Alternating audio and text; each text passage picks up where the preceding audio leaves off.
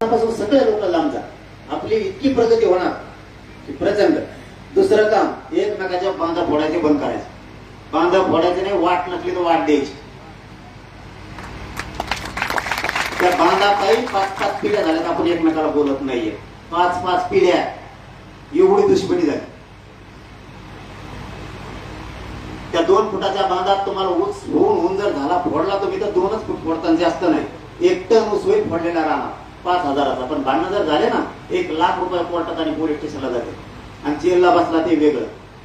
कितीला पडला बांध, काय गरज आहे फोडायची.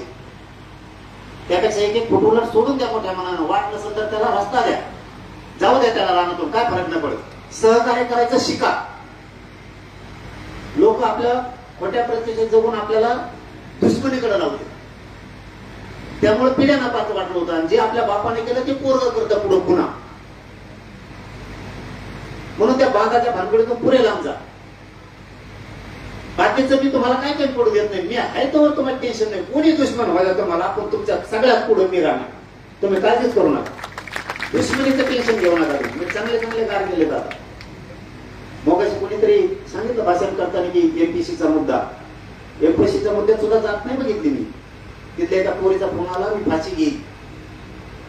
10 वर्ष आम्ही प्रॅक्टिस केली म्हणजे मला फाशी घ्यायला लागत. मी तिकडचा दावडा सगळा सोडून दिला, शिर्डी पासून डायरेक्ट पुण्यात जाऊन बसतो. आणि त्यांना आता मुदत वाढून द्यायचं काम सुरू झालं. मी जातीवादी असतो तर त्यांना मुदत वाढूनच भेटली नसती. पोलीस उचलून त्यांना जेलमध्ये टाकत. ते सगळं थांबवलं. मी आहे मदतीला, आई तोपर्यंत नाही. मला आता चालता उठता येत नाही. मला तुमच्या 4 पायऱ्या चढायचं तर 2 जण लागतात. इतके त्या उपोषणाने हाल झालेत माझे. इतका प्रचंड त्रास आहे.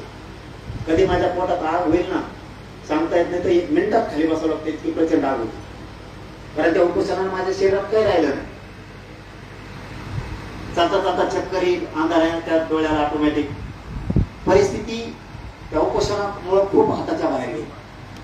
पण शेवटी काय असतं, मला माझ्या समाजाशिवाय करमत नाही. समाजाची वेदना मला बघवत नाही. जसे की कलेक्टर साहेब म्हणले की आम्हाला वाटलं नव्हतं की तुम्ही या गावात येता का नाही. कलेक्टर साहेब मी हवात जगतच नाही.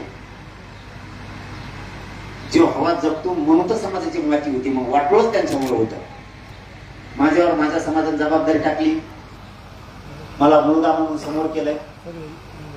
तर मी लोक 1,000, 10,000, 1,00,000 आहेत मी बघत नसता. आजकाल लोक असे थोडी मोठी सभा झालं तरी हवा जगत आहेत. आम्ही 1.5 ते 2 कोटी सभा घेतली. 1.5 ते 2 कोटी. पण जमिनीवरच नाही तर माझ्यासारखं हेलिकॉप्टरला झेंडला असतं.